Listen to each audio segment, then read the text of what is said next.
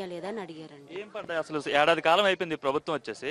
ఏ పథకాలు పడ్డాయి మీకు? వరద డబ్బులు పడ్డాయండి, తల్లికి వందనం పడింది, గ్యాస్ డబ్బులు పడ్డాయండి, వరద డబ్బులు కూడా పడ్డాయి. వరదకు అందాల్సినవన్నీ మాకు అందినాయండి. వరద వచ్చినప్పుడు వచ్చాల్సిన డబ్బులు వచ్చినాయి, వచ్చినాయి, తల్లికి వందనం వచ్చింది, గ్యాస్ డబ్బులు వచ్చినాయి. వచ్చినాయండి.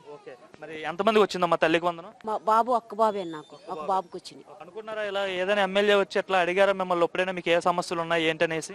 ఎప్పుడు అడగలేదండి. ఆ సమ్మవందనం కూడా పడిద్దని అనుకోలేదు. నాకు జగన్ గారు ఉన్నప్పుడు పెన్షన్ వచ్చేది కాదండి. ఇప్పుడు ఆయన ఈ లోకేష్ గారు వచ్చిన తర్వాత నాకు పెన్షన్ వస్తుందండి.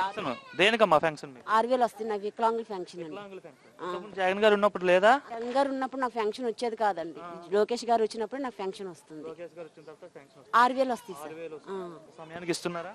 సమయానికి ఇంటికి వచ్చి. ఇప్పుడు లోకేష్ గారు మీ ఎమ్మెల్యేగా పనిచేస్తున్నారు, మంత్రిగా కూడా ఉన్నారు. ఎలా ఉంది మీ నియోజకవర్గంలో? చాలా సంతోషంగా ఉంది. ఈయన మళ్ళీ రావాలని కోరుకున్నాను సార్. ఈయన మళ్ళీ రావాలని కోరుకుంటున్నారు ఎందుకంటే ఆయన మాటలన్నీ నెరవేర్చుకున్నారు సార్. ఏది మిస్ అవ్వకుండా అన్ని నెరవేర్చుకున్నాడు. ఎంతమంది పిల్లలకు ఉంటే అంతమంది పిల్లలకు డబ్బులు వేస్తున్నాడు. ఏది అందాల్సిందో అటు సమయానికి చేస్తున్నారు కూడా. అంతే సార్, అంతా బాగుంది సార్.